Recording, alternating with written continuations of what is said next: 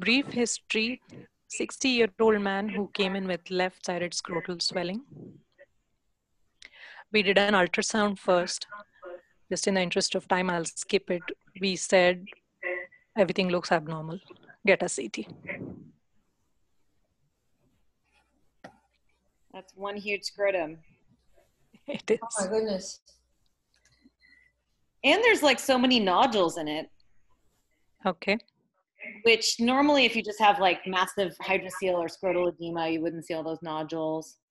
And then, yeah, actually it's going up now, even following along in the peritoneum. So Amar is asking about a liposarcoma. Too many nodules. Oh, and then the spleen. So the spleen has splenosis. So either it was like a congenital splenosis or like post-traumatic. So yeah, history-wise, he had had trauma a few years back. And that's what we suggested based on how these look like homogeneously enhancing soft tissue nodules. And there were a few additional ones. I think you caught them here, right? There's one here, another one somewhere in the mesentery. So we did tagged RBC.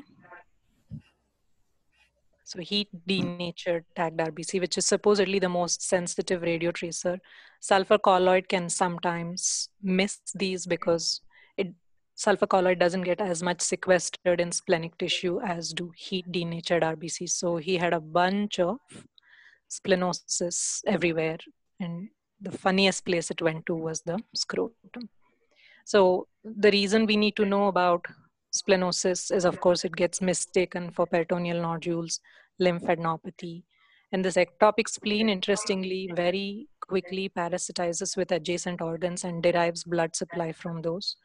Commonest sites, they say, are the left, along the left hemidiaphragm, left pleura, where it gets mistaken for pleural-based masses, omental nodules, serosal surfaces of small and large bowel. And then I found a few case reports where they've seen a spleen go along the gallbladder fossa and it got called gallbladder cancer. It deposited itself along the adrenal and got called an adrenal mass. Some of these can torse, just like the accessory splenules. These can also torse. And some of these, when they're very large, can be causes for small and large bowel obstruction. But recognizing that there is not a normal spleen and just nubbin of splenic tissue in that left upper quadrant, and then these homogeneously enhancing soft tissue nodules, it's a rather unusual location.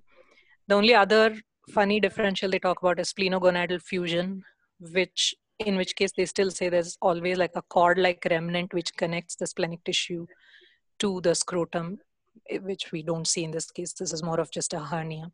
And then we have other accessory splenic tissue elsewhere.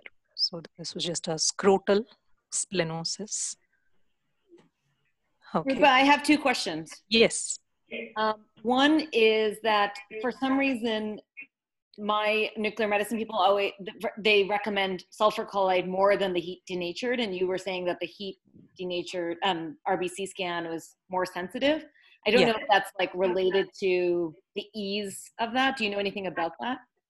I don't think so. Ease-wise and cost-wise, they should pretty much be the same. But I was just reading up about this today, and the sensitivity-wise, they said smaller areas of splenosis can potentially be missed by tech sulfur colloid. Tech phytate is the other radio tracer. I was thinking maybe it's more intense because you have to like take the patient's red blood cells out, denature them. It may be more time intensive, I think, yeah. And then the other question, and then Amar has a question too. One, why do you think there's so much edema in that hernia? Like, do you think it's related to the splenosis or just like true and unrelated? Probably not. True and unrelated, I would say. Because this whole mesentery looks very congested.